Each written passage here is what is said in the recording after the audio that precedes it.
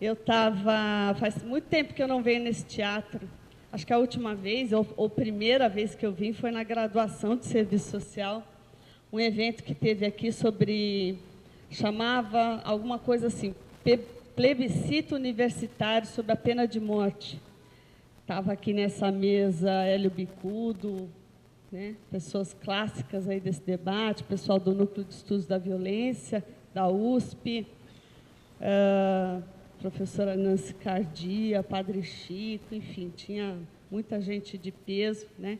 Isso aqui estava lotado.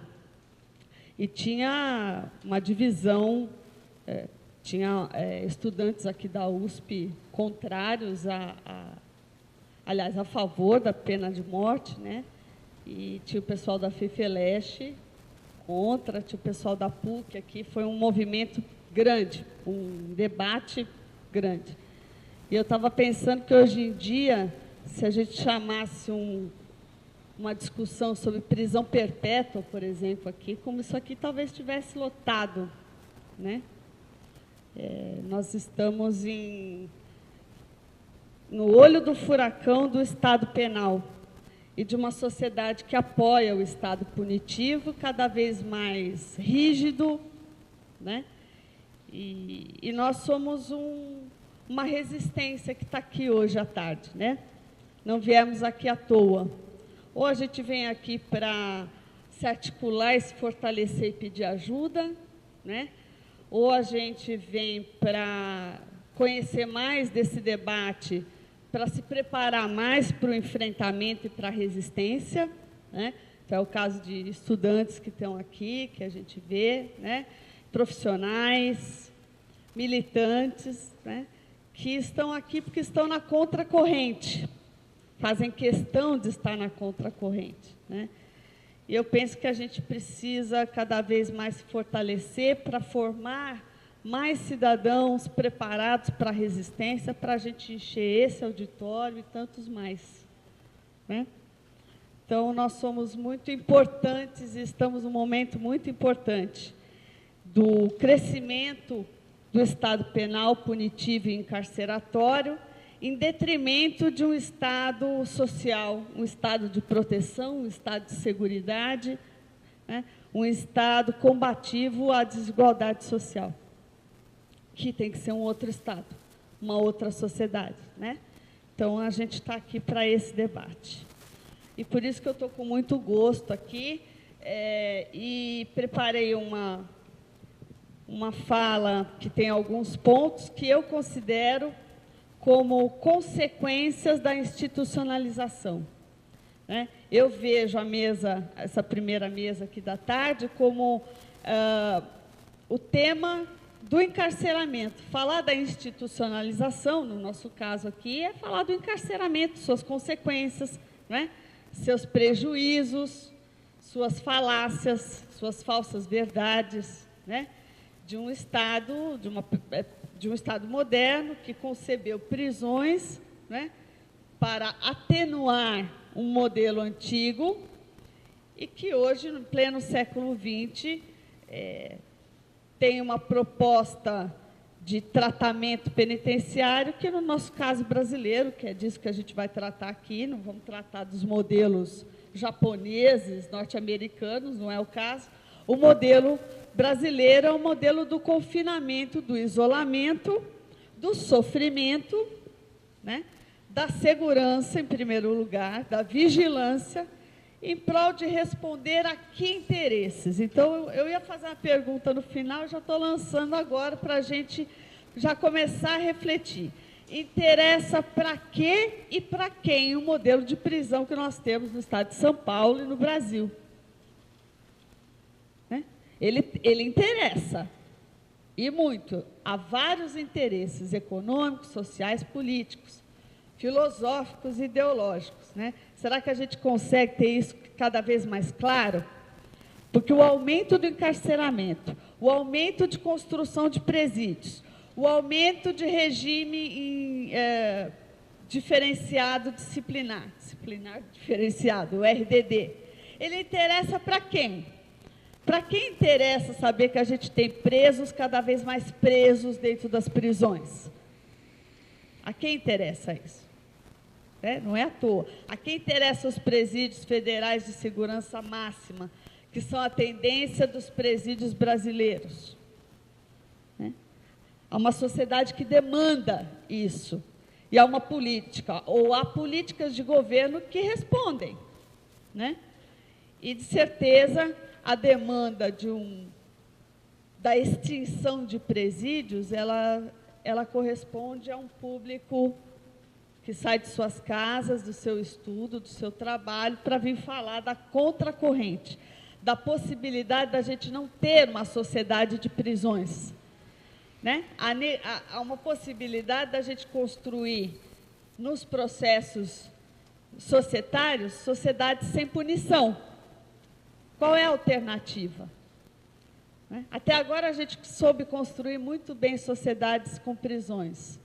Será que a nossa humanidade não pode construir um outro tipo de resolução e de saída? Então, vamos começar nos perguntando, para a gente poder enfrentar os dilemas que nós temos da sociedade das prisões.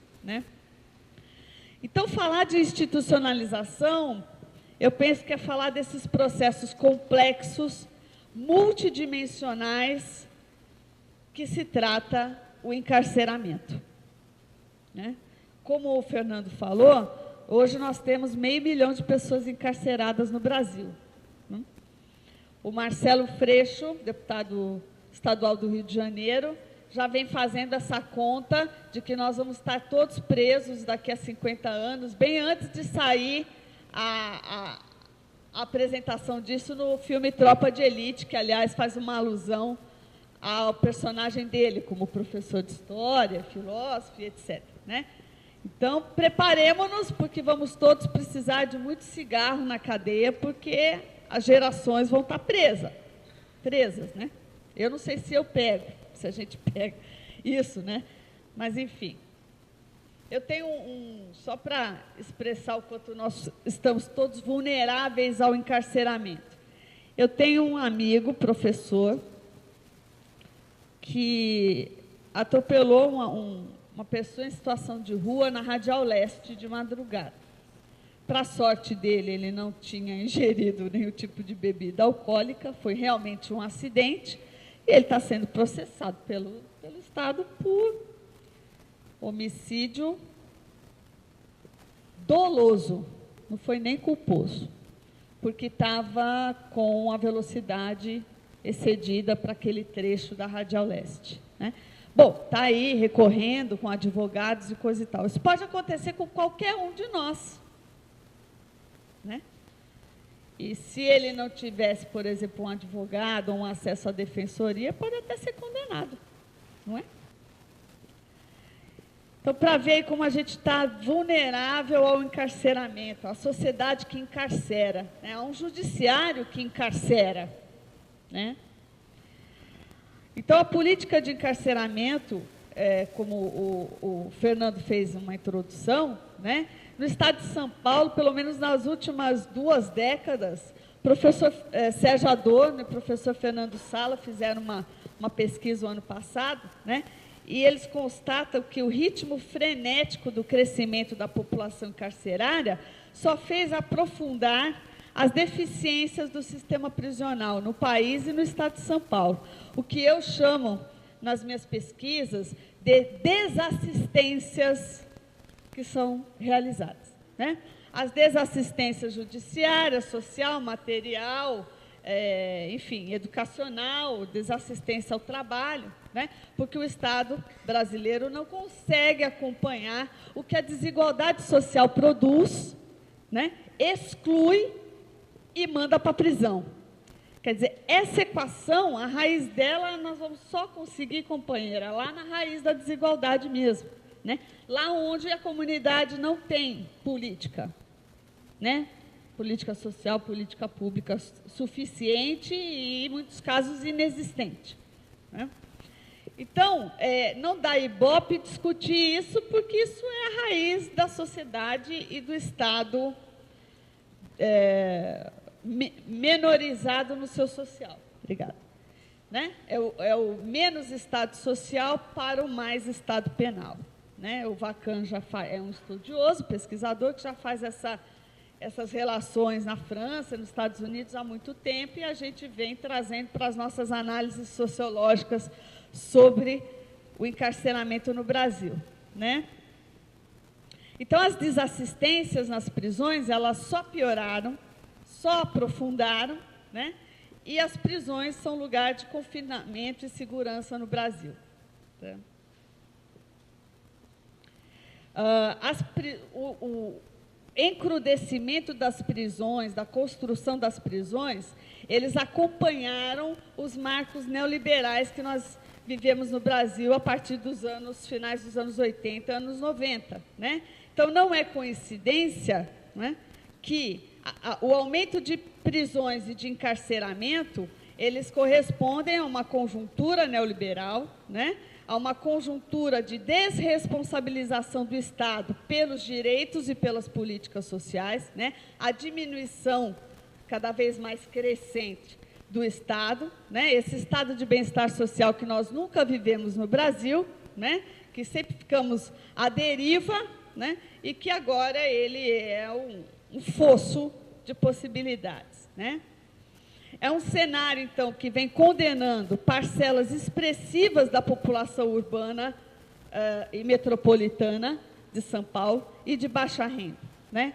Então, quando a nossa companheira de luta aqui vai falar que estão prendendo os nossos adolescentes e até nossas crianças, né? É porque estão prendendo mesmo, porque estão fazendo o processo de criminalização da pobreza que tem cara, cor, idade e condição de classe, né? É jovem, é pobre, é negro, afrodescendente, né? E está sem perspectiva, né? Está com uma péssima qualidade de estudo nas escolas públicas, não tem perspectiva de trabalho porque não corresponde à qualificação necessária para a tecnologia, para o mundo do trabalho de hoje, né? Então, não são os pequenos projetinhos sociais, nem fazer fuxico e nem fazer alguma coisa que os meninos façam, né, que vai responder a isso. A parcela de possibilidade é muito pequena diante da parcela da exclusão, né? E da possibilidade de ter alguma ascensão, algum dinheiro e poder, tanto quanto os outros de outras classes, ter sua balada, ter sua roupa, né? Ter seu acesso, que o tráfico vai trazer. Então, é uma luta em glória, né? Esses dias eu ouvia, professora, mas lá na comunidade, lá na Baixada, num dia o rapaz tira um salário mínimo. Ele não vai trabalhar no shopping temporário na época de Natal. Não precisa, né? Num dia com pouca movimentação, ele tem a grana dele para passar aí o final de ano, né? E uma boa grana. Então, é um enxugar gelo e é uma resistência que nós temos que continuar remando e mostrando as raízes, porque a sociedade não quer ver as raízes, né? Tocar no assunto de que nós somos uma sociedade que produz desigualdade, né, não interessa. Interessa a saída mágica, manual, interessa assim, para onde vai? Para bem longe dos olhos, de preferência longe da capital, né? Vamos jogar os presídios para o interior de São Paulo, né? Para longe da grande movimentação comercial e econômica, né? E é isso que a gente vê. Então, são as nossas classes sociais condenadas, né, às estratégias do mundo da ilegalidade, né, e, como muitos estudiosos já vêm falando, não é novidade para a gente, o estado de criminalização da questão social no capitalismo, né, das relações de conflito de classe, da pobreza e das classes perigosas, né? Vamos condenar, encarcerar as classes perigosas, né, porque elas continuam sendo uma ameaça, tá? Eu falo aqui do ponto de vista da institucionalização, do encarceramento, que vai produzir violação de direitos humanos, né? Ou violação de direitos, não anda muito popular se falar em direitos humanos, ainda mais no nosso caso, porque somos os eternos defensores dos bandidos, né? Então, a gente tira o humano, mesmo porque de humanização a gente não está conseguindo grande coisa, né? Vamos falar da violação dos direitos. Institucionalizar é, na sua raiz, nesse país, violar direitos básicos, mínimos, né? Nós somos o terceiro país, o tribunal aqui já anuncia isso, que prende no mundo, né? Então, viver institucionalizado nos cárceres brasileiros é ter como princípio seus direitos violados, né? É de suma importância do meu lugar, que falo aqui como assistente social, como formadora de profissionais, futuros assistentes sociais, né, que vão militar na defesa intransigente dos direitos humanos, na luta pela liberdade, na defesa da democracia, da cidadania, né, que colaboram com a formação de profissionais que vão intervir em diversas instituições, né, na Fundação Casa, nos presídios, né, nos abrigos, nas medidas, né, para crianças e adolescentes. É de suma importância do meu lugar falar aqui que nós temos um compromisso, enquanto profissão no Brasil hoje, né, de defender esses direitos em quaisquer situações, em quaisquer circunstâncias, de forma intransigente. E o que é mais desafiador, defender esses direitos humanos do agressor às vítimas, né? Então, esse título de defensor de direitos humanos, de bandido, não nos cabe, né?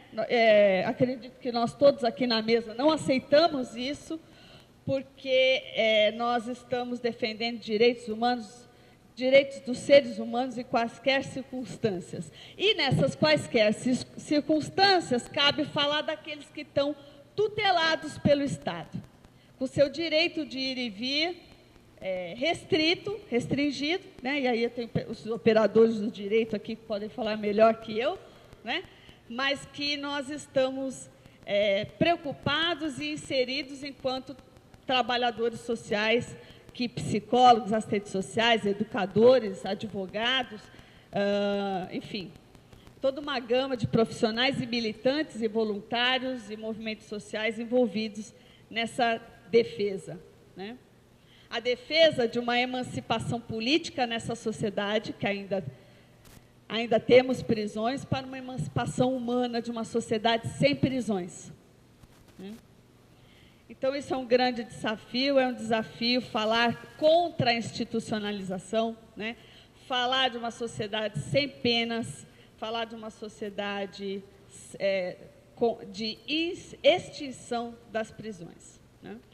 E falar disso é afirmar, mais uma vez, a falácia da prisão, a falácia da pena de prisão, a falácia, a falência. Eu não falo falência porque aprendi com uma pessoa que a Raide conheceu também, que foi um grande militante da pastoral carcerária, que faleceu há 11 anos, né, que foi o padre Chico Hirdon, da pastoral. Ele falava assim, não fala falência, não, ela nunca deu certo. Não tem como falir uma coisa que nunca deu certo, né? Seus propósitos já nasceram falidos, né? Isso vários autores intelectuais já falam isso, né? Desde o célebre Foucault, Thompson, enfim, Goffman, todos eles, os clássicos, né? Então, falar da prisão é já partir dessa raiz de falência, de falácia, não é? Que supostamente daria certo ressocializando pessoas, reabilitando, reintegrando, reinserindo, reeducando, regenerando todos os res que ainda estão aí, né?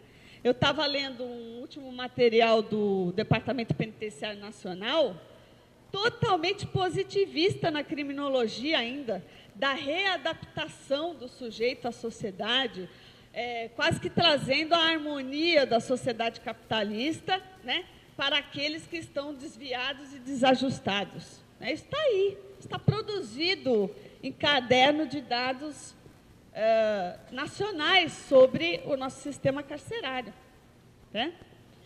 Então, gente, eu quero dizer para vocês o seguinte, eu vou levantar aqui alguns pontos que precisariam de maior aprofundamento e vou aprofundar um só, porque tenho pouquíssimo tempo, depois do debate, na conversa, não sei se a gente vai ter debate, a gente conversa mais. Falar de institucionalização no cárcere é falar dos efeitos da prisonização.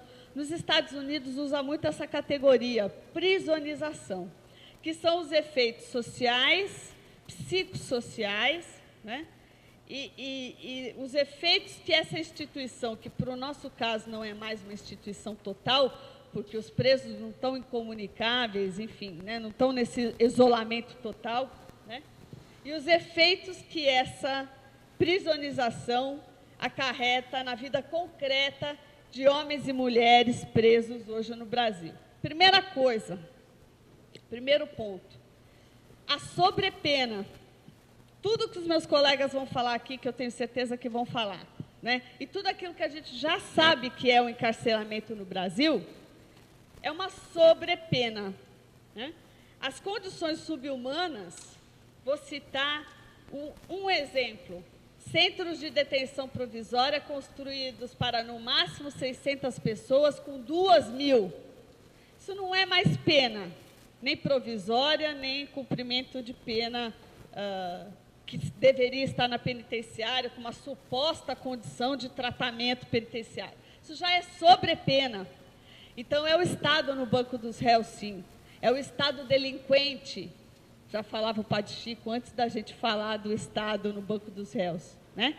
É o Estado que mais delinque, né?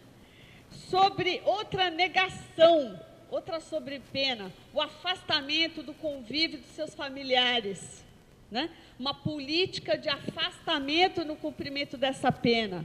Joga para longe, né? Aí o preso e a família tem que estar fazendo um monte de recurso para chegar mais perto, porque essa família não tem condição de periodicamente visitar seu preso no gasto que tem. Aí está a veia assistente social falando, né? Não tem dinheiro para passagem, não tem dinheiro para se manter lá e para se alimentar, e não tem apoio governamental. E quando tem, bom, eu só tenho conhecimento de apoio financeiro nenhum da política de Estado de serviço social ou apoio e reintegração, né? Ou quando tem é mínima. E aí eu posso falar de cadeira, porque desde o meu primeiro estágio eu fiz tudo no sistema prisional. De primeiro estágio a doutorado, pesquisa de doutorado, né? Então a gente sabe que quando tem é mínimo, é irrisório, né?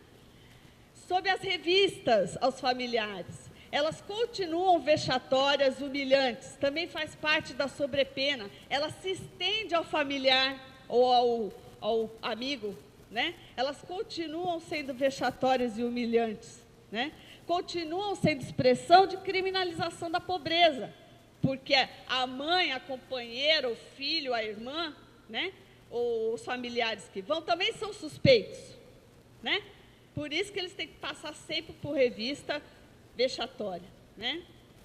A questão do direito à visita íntima, né? Ela ainda é cheia de burocracia e ela ainda é sexista, né? A gente ainda tem que continuar falando da visita íntima para as mulheres nesse país. A gente nem consegue tocar no assunto da eliminação da discriminação homoafetiva, né? A visita íntima nos presídios, ela não pode só ser heterossexual. Imagina tocar nesse assunto, né? Mas que é uma necessidade, né? É uma consequência de um tipo de aprisionamento que nós temos no Brasil. E que quem sofre na ponta é o preso e a família. A gente é um aparato social de apoio, mas a gente não sofre na pele, né? Essa necessidade que nunca é respondida, tá? Assistência judiciária, eu vou deixar para o meu colega aqui falar, né? Nosso doutor, juiz aqui, que é o velho problema e é a questão mais importante do preso, eternamente. Você perguntar para o preso, para a presa, qual é a sua maior necessidade? Aceleramento do meu processo, principalmente quem está no CDP, etc., né? Sobre o trabalho do preso, a eterna exploração e a eterna falta de proteção e seguridade social, né? O preso também é um tipo de trabalhador escravo. A gente precisa só aprofundar que tipo seria. Porque ele tem remuneração, né? Mas que tipo de exploração ainda é essa? E o trabalho para o preso, tão importante, né? A gente ouve do preso. Não importa não, doutora, o que importa é ter trabalho. Né? Que aqui ninguém... É tão mínimo, é tão privilégio trabalhar, que o que importa é que tenha trabalho. As condições, isso já faz parte, né, das consequências do aprisionamento. A questão da saúde, gente, a falta de assistência da saúde, né? Presa, homens e mulheres que entram com uma condição de saúde até razoável e saem doentes da cadeia, e morrem na cadeia. Né? E adquirem tuberculose na cadeia, e adquirem HIV, porque ainda é um tabu falar de redução de danos. Está todo mundo cansado de saber da droga na cadeia, mas não pode falar de redução de danos. Não pode ter política de saúde, que aqui fora tem, dentro da cadeia. Ou seja, não pode ter política de saúde. Né? Pode ter atendimento emergencial quando tem médico que passa periodicamente na cadeia. Tá? Educação, a mesma coisa, né? Política de educação com... Como é que chama mesmo lá o projeto Roberto Marinho, ainda, né? Isso é política de educação? Tá? E eu vou pedir para o Fernando só mais 5 minutinhos para tocar num assunto que também não é muita gente que toca. E tem que tocar com cuidado, mas que tem que falar. Porque faz parte do efeito da prisionalização no Brasil, né, a questão da continuidade ou da permanência na criminalidade nos presídios. Né?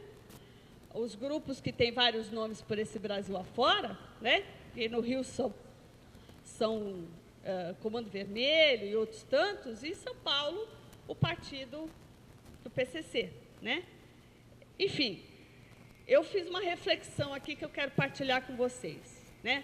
Faz parte dessa cultura da prisonização que atingem profissionais, agentes penitenciários, todo tipo de técnicos, né, no sistema, não atinge só os presos e suas famílias. Né? Todos nós que atuamos com a questão carcerária, padecemos da cultura da prisonização, né, do encarceramento e suas consequências. Né? Da falta de condições de trabalho, né? Na falta de previsão de o que fazer dentro de um presídio que é para ter 600 pessoas e tem 1.500, 2.000. Né? Que tipo de projeto fazer na área da psicologia, do serviço social, da educação?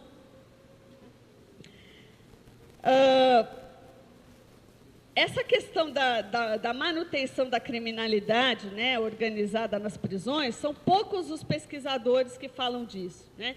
A gente tem aqui em São Paulo, Guaraci Mingardi, professor Sala, professor Sérgio Adorno, né? E outros pouquíssimos que falam disso. Pouca gente sabe, no senso comum, que o PCC ele surge em 93 pelas más condições carcerárias, de maus tratos, cometidos pelos agentes penitenciários e a dureza do regime disciplinar lá no anexo da Casa de Custódia e Tratamento de Taubaté. Né? Os grupos, as facções, enfim, os grupos organizados dos presos se unem para enfrentar esse regime e esses maus tratos. Né? E uma série de torturas, e eu tive a oportunidade de participar de longe, ainda era bem nova na militância da pastoral carcerária, mas de longe a organização de um dossiê importantíssimo sobre isso, que foi para a OEA, né? Onde o Brasil foi condenado sobre essas mortes e esses maus tratos, junto com uma condenação que nós tivemos dos presos aqui, que viviam no chamado calabouço da penitenciária do Estado, né, que eram os presos que tinham tomado tiro na coluna, paraplégicos, tetraplégicos e morrendo de AIDS, né, que nós conseguimos, por um pool de entidades e movimentos, e com a liderança da pastoral e deputados à época que tinham organizado CPI aqui, como o deputado Renato Simões, o nosso vereador dos direitos humanos, o Ítalo Cardoso, né? E que fizemos um belo dossiê que chegou à OEA e o Estado brasileiro foi condenado, né, sobre isso. Tá? Então, o PCC, as primeiras chamadas, como os professores chamam, células do PCC, elas surgem por condições de maus tratos e violência nas prisões, né?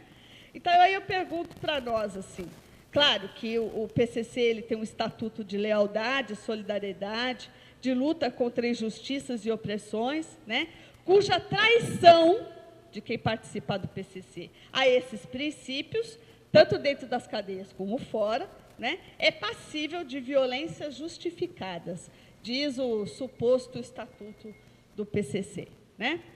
Aí eu pergunto para a gente assim, né, quais são as condições institucionais das cadeias hoje que estimulam a permanência na criminalidade organizada? Por que a prisão brasileira, paulista, né, não vou tratar das outras, porque não tenho competência para isso, nem para isso tenho muita competência, mas ficam aqui as reflexões, né? Por que é um efeito da prisão brasileira hoje continuar na criminalidade, continuar correndo risco e continuar na violência, né? E na rede do tráfico, enfim, de influências e de drogas e de tudo quanto é tipo de corrupção na cadeia? Por que as nossas cadeias elas ainda subsidiam esse tipo de vulnerabilidade para o preso brasileiro, para o preso paulista, né? O que as nossas cadeias produzem que alimentam essas possibilidades, né? Então, qual é o contexto das nossas prisões que facilitam as mazelas dessas relações, né? Que alimentam o estigma de quem sai da cadeia, né? Quem sai da cadeia, eu acho que é tema da próxima mesa, né? Ele sai com a marca na testa, né? Porque ele não está preparado para enfrentar, nem quem está aqui, que acabou de sair da universidade, está preparado para encarar o mercado de trabalho. Por que a gente tem o mito de que o trabalho vai moralizar quem saiu da cadeia, né? São todas as vertentes positivistas que a gente tem aí. Então, em síntese, né, que oportunidades que são oferecidas, né, para os presos, que vá na contramão daquilo que as facções criminosas oferecem, fora e dentro da cadeia, né? Nós temos estudos aí na área social, onde o PCC é um estado social paralelo para muitas comunidades, para remédio, para aluguel, para segurança. Então, não dá para falar nos efeitos da prisonização, tampando só com a peneira, como se a criminalidade organizada não existisse. Ela tem uma função lá dentro. Será que ela tem uma função para o Estado? A prisão, nós já sabemos as suas máximas, né? E eu estou aqui para reafirmá-las. Essa é a minha posição.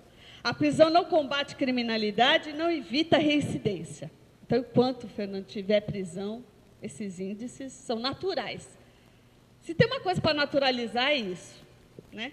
A prisão, ela encarcera a pobreza, né, que a sociedade capitalista exclui. É um enxugar de gelo.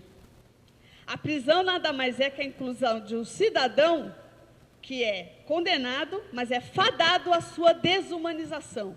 É uma mentira todos os rés que até a legislação aponta.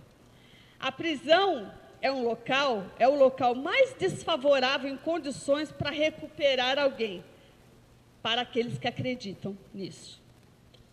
Estou acabando.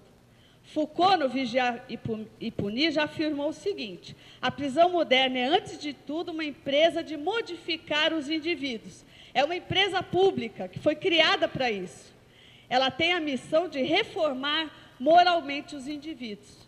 E muitas propostas de educação, de trabalho, né, e até de assistência religiosa, e de outros projetos, de outras organizações, elas estão pensando em moralizar esse indivíduo para ajustá-lo a viver na ordem social harmônica. Olha a mentira, né?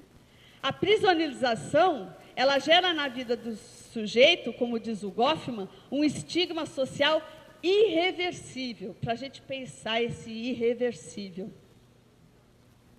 Né?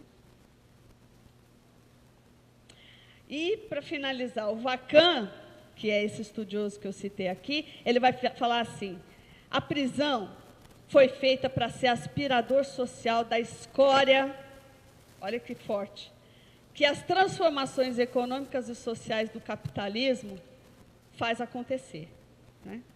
Os infratores ocasionais, ou aqueles em conflito com a lei, né? Os desempregados e desqualificados para a inserção no mundo do trabalho, né? Os dependentes químicos, né? Aqueles que para a sociedade não tem mais saída, né? Então, nós temos que tirar a juventude que consome crack do centro da cidade. Tem que tirar, tem que encarcerar. Então, a saída dessa sociedade, eu estou sendo irônica aqui, né? É o encarceramento, porque se espera dela a reforma do indivíduo.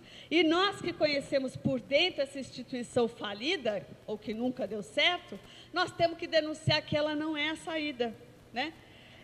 A saída para uma sociedade transformada e diferente, que não produza desigualdade, portanto, não produza parte de cidadãos que têm que optar por outros caminhos e caem no ralo da sociedade, que é a prisão, nós temos que construir outras alternativas. E, para mim, a alternativa está na raiz. É outra sociedade, uma sociedade que não produza desigualdade. Enquanto a gente tiver prisão, a saída é a gente desmontando o modelo, aos poucos, com alternativas, né? Ninguém vai fazer um pulo de não ter mais pena e não ter mais prisão, porque aqui ninguém é romântico, né? Mas que, para o futuro das gerações, não pode ser cadeia, porque senão as futuras gerações estarão encarceradas, principalmente as pobres, que são a maioria. Obrigada e desculpa o abuso.